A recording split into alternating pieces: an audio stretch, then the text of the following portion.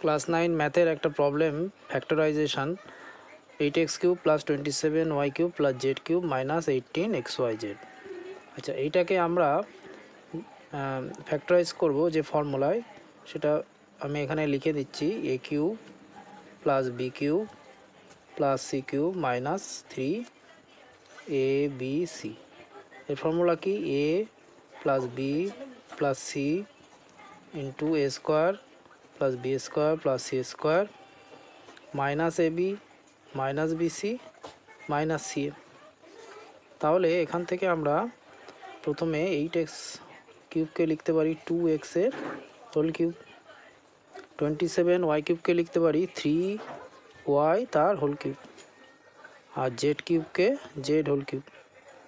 আমাদের ফর্মুলায় কি রয়েছে এখানে? 3abc। তাহলে ফর্মুলা 3 পুট করলাম। এটাকে যদি a লেট করে নিই, এটাকে b আর এটাকে c লেট করে নিই, তাহলে 3 ফর্মুলায় কি রয়েছে? abc। তাহলে a কোনটা? 2x, b কোনটা? 3y, আর z হচ্ছে এখানে z এর জায়গায় zই আছে।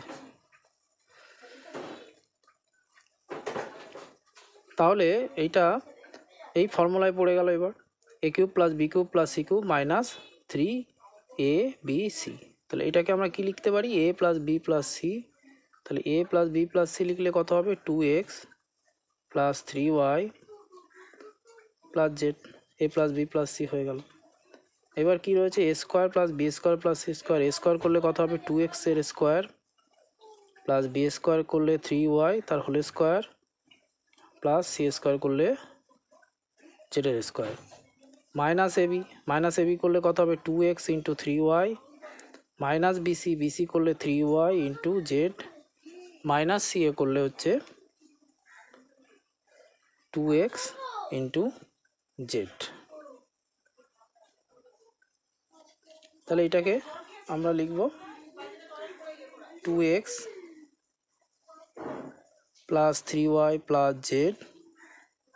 এটাকে করলে হয় 4x² 9y² + z² minus multiply করলে কত হয়? 6xy - 3yz - 2xz।